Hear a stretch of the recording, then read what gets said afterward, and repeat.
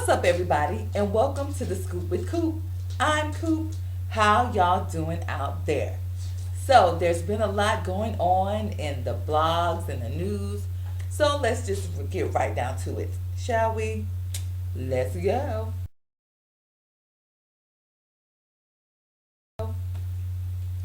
So, first, I want to start off by congratulating Tamar and Vince. They are preggers. They're pregnant. I wonder, was it a planned pregnancy because her album is coming out, or was this a oh my gosh, I'm pregnant kind of thing? I think it was a oh my gosh, I'm pregnant kind of thing because, as you know, Tamar, she don't want to be on nobody's stage out pregnant. She, me, her is not doing that. So, so I think this was a oops, not oops, or I think was a oh I'm pregnant. So because her album was about to drop, Love and War is doing great. I think she was gonna come out with Hot Sugar Sugar. So Tamar was on the up and up. She was on she's been on Good Morning America. She's been on Wendy. She's been on Anderson Live. She's been doing her thing, her solo thing. So I wonder how this is gonna, is she gonna slow down now, because she looked like she's kind of along. It's not like a just pregnant. It's like she been pregnant, and she's been hiding it well because, as you know, Tamar like to post pictures on Instagram. If you follow her on Instagram and stuff like that, but she haven't been posting it in a while, so I think that's why. But they did a very good job at hiding it, and so I'm happy for them. Congratulations. I just want to know how she gonna act being a mom, because we all know Tamar be doing the most.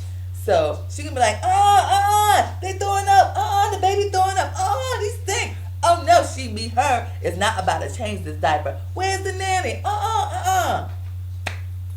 We all know that's how Tamar probably will act. But maybe she may surprise us and flip the script, and the mother instincts will pop in, and she would just be like, oh, the baby. Maybe this will calm her down some. And she just celebrated her 36th birthday as well this weekend. So, yeah, I thought she was younger than that. I thought she was like maybe 33, 34. I didn't know she was like 36. But happy birthday to Tamar, and congratulations to her and Vince. All right. If you watch Real Housewives of Atlanta, Gone with the Wind, fabulous Kenya Moore, she she came out with a song for Gone with the Wind, fabulous, and it was like cutesy, funny, and she was just mocking things people have said about her on the show, and so she did a video for that song, and it's a parody video. She has, I think that's B. Scott playing Portia, the argument by the pool where she first said, I'm gone with the wind, fabulous, and she started twirling around. And who else was in it? Of course, Miss Lawrence was in there doing his thing, death drop, doing his thing. It was just, fun and cute. She also had someone playing Walter in the video. He has South DeKalb Towing. Well, in the video, the towing company was named Little Dicks. And was that like a subliminal message? She was going to, throw jabs at Walter, because they have been throwing jabs. Well, not really Walter. He always said, I wish Kenya the best. But, Miss Kenya is going to read and throw shade to the wind. But, yeah, it's a cute little video. It's funny. I thought it was funny. People were, like, being serious about it. Like, why she making a video about it? Why she doing this? Because one part, she did have the Beyonce, because, she said most people think she looked like Beyonce. So she did the little single ladies. Oh, the single ladies. She did that little with her leotard, doing her thing.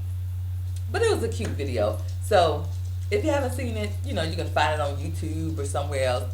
Just go check it out. It's funny. All right.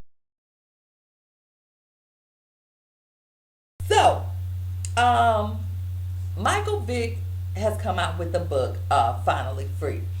And it's an autobiography. And he was, I guess, talking about, how he got into trouble with the dogs and how he went to jail and how he came out and, kind of redeeming himself, getting back on the field and everything like that. So he was going to do a book tour. He was going to come to Atlanta. He was going to go to New Jersey, and he was going to go to Pennsylvania. Well, the book tour got canceled because of violent threats. People were saying, we're going to come to the book tour because they was doing it at Barnes& and Nobles.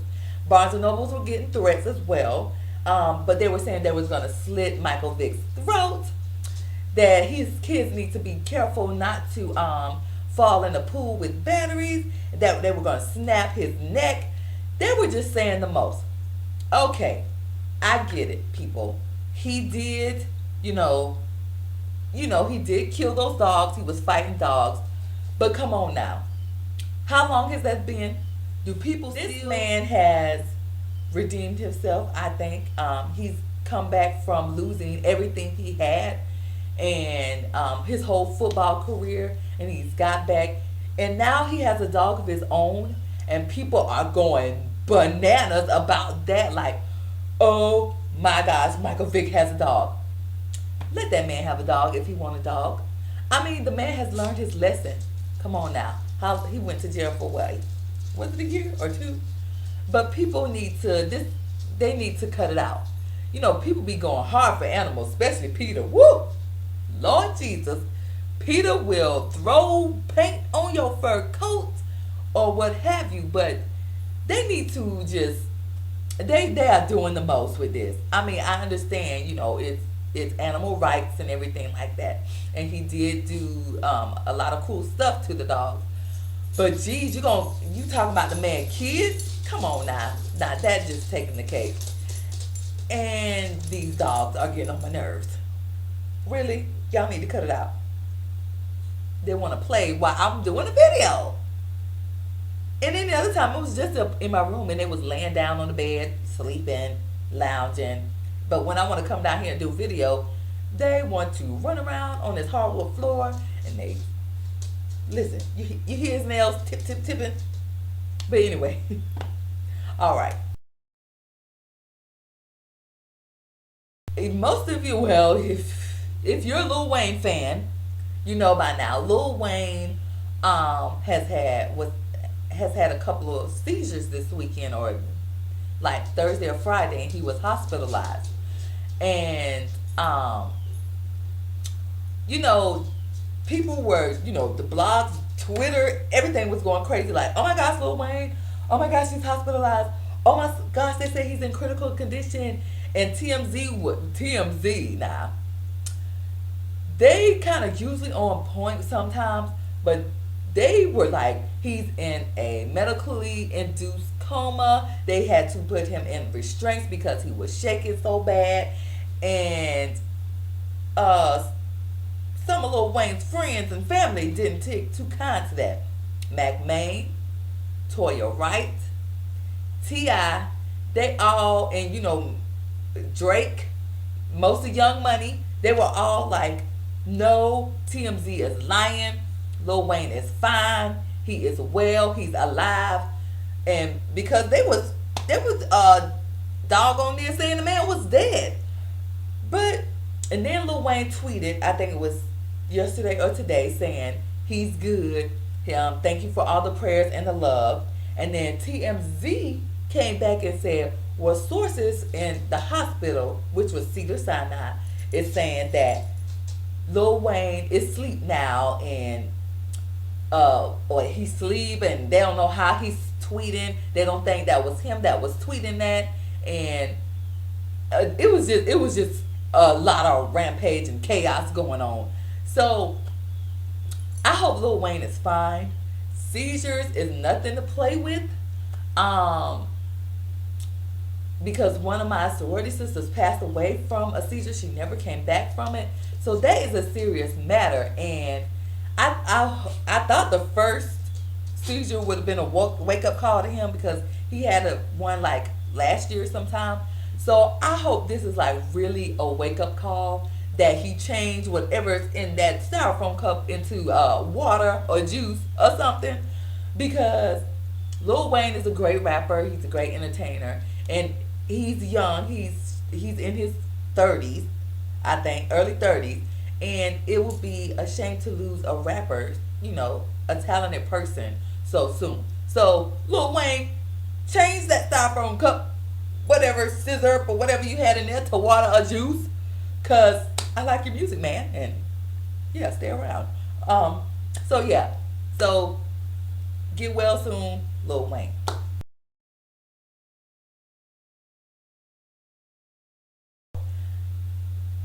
Braxton Family Values. It premiered on Thursday. I was gonna do a whole review on the first episode, but it wasn't, that much going on in the first episode. So I'm just gonna talk about it briefly right here, okay?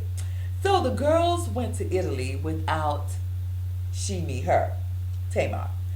So they went for Tawanda's birthday, and they went. Tony wanted to do doing the grapes, smashing the grapes like on I Love Lucy. So they went and did that, and I thought that was cute and fun. They went on a boat ride, and Trina, she always talking about she made a good investment on her boobs, so she went topless on the boat.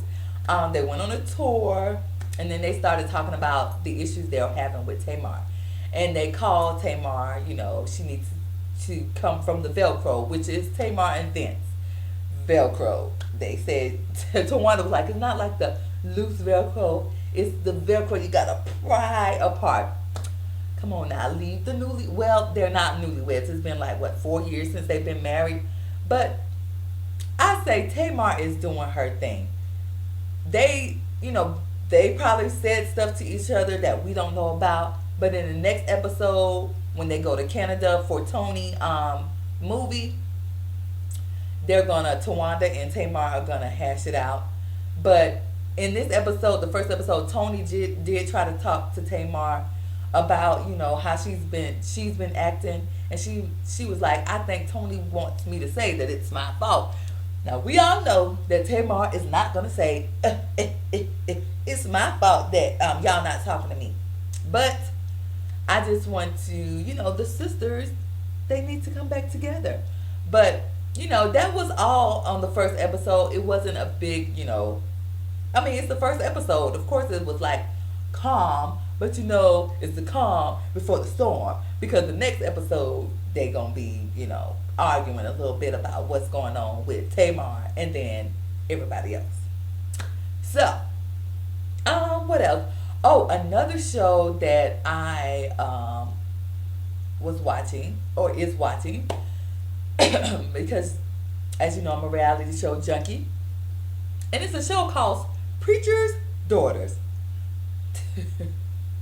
Now they are really doing this, because they had the sisterhood. Now they got Preacher's Daughters, and one girl that stands out amongst the crowd is, I think her name Taylor. She's the black little girl. She's 17. Now, she is like one of those kids that their parents, because her father is a preacher and he is very strict. Like, clank, clank, you ain't going nowhere. So, she talking about being a porn star because they don't have no care in the world, or a stripper because they are free, they do whatever, they don't care. Okay, now her daddy need to let the reins off her, because she is gonna burst out when she get a little bit of freedom. When she get her freedom, because she said, I can't wait till I turn 18. When she get her little freedom, oh, she gonna have some freedom. She gonna be buck wow. Like, I mean, she gonna be buck wow. She already kind of buck wow. And she gonna talk back to her parents like, I'm just going here. Oh, wait a minute. Watch your tone. That's what I was saying to the TV. Like, oop, wait a minute, watch your tone. But they have it's three other families. It's this the life of preachers' daughters, what they go through and the things they have to deal with. And I think I'm gonna continue to watch it. Don't judge me, but yeah, I'm gonna continue to watch it and see. But yeah, so I'm gonna do Braxton Family Values. I'm gonna do the next episode. I'm gonna review that, and I'm gonna continue reviewing the show because I love Braxton's. And yeah, that's it. I stopped reviewing Real Housewives because it was just getting long and drawn out, and I was just like, okay. But anyway, so that's the scoop for today, and I thank you for watching. Please subscribe up top. Please rate, give me some thumbs up, and please comment, and follow me on Twitter at ScoopWithCoop and Instagram at ScoopWithCoop. And God bless. Bye bye.